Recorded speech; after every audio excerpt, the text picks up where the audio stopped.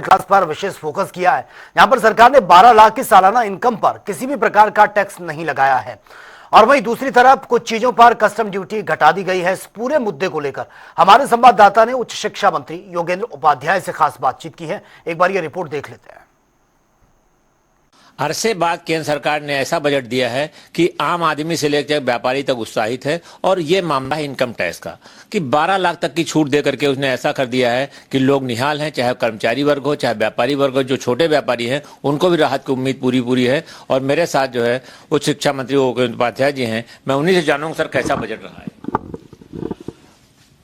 समग्रता में देखा जाए तो ये बजट सर्वजन हिताय बजट है कि इनकम टैक्स में राहत चाहते भी थे और जिनके खासतौर से नौकरी पेशा जिनकी निश्चित आय होती है वो छिपा नहीं सकते कुछ, उन लोगों को बड़ी राहत मिली है और इससे वो वर्ग अति प्रसन्न भी है और अति उत्साहित भी है। जहाँ तक इसमें अन्य सवाल है कि शिक्षा को लेकर जो नए आयाम किए गए हैं, जैसे कि नवाचार को प्रोत्साहन दिया गया है, इसमें टैबलेट और स्मार्टफोन इसको जो छूट मिली है इसमें सस्ते हुए हैं, उससे शिक्षा तकनीक से जुड़ेगी। एआई के उपकरण वजह से एआई डेवलप होगी, नवाचार डेवलप होगा। इन सब के लिए विशेष सुविधाएं हैं, विशेष प्रावधान है, इसलिए उच्च शिक्षा और शिक्षा को भी इसमें लाभ मिलेगा। जहाँ तक चिकित्सा को अगर हम टच करें तो कैंसर की दवाएं सस्ती हुई हैं, अन्य गंभीर रोगों से जुड़ी असाध्य रोगों से जुड़ी दवाओं को सस्ता किया गया है, मेडिकल के उपकरणों को मशीनों को सस्ता किया गया है। इससे चिकित्सीय सुविधाओं में राहत मिलेगी और वो सस्ती होंगी।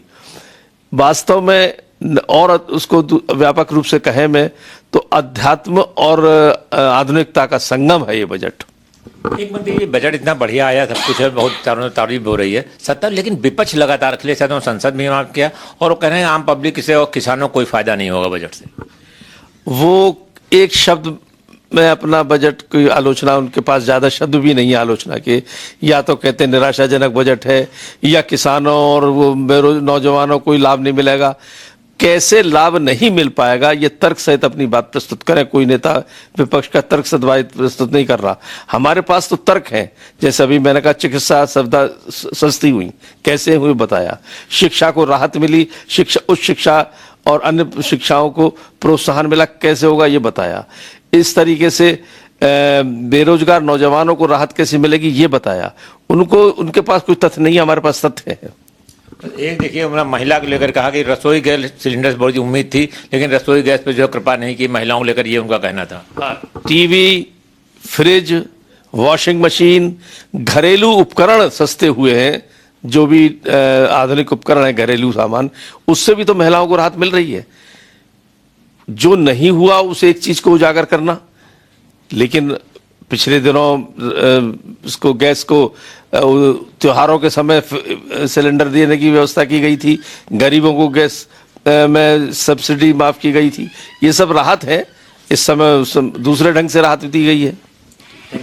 तो ये थे योगेंद्र उपाध्याय जी, जिनका बजट पे कहना है बजट से आम लोगों के साथ साथ घरेलू महिलाओं को भी राहत मिलेगी और जो है छात्रों की बात है उनको सबसे ज्यादा, कर्मचारियों को जो राहत मिली है वो है। और एक तरफ से देखा जाए सारे वर्ग को राहत दी गई है। ये ऐसा बजट है जो अब तक उम्मीद की जा रही है उससे भी बेहतर है। कैमरा पर्सन आशीष के साथ TN मिश्रा, जनता TV, लखनऊ।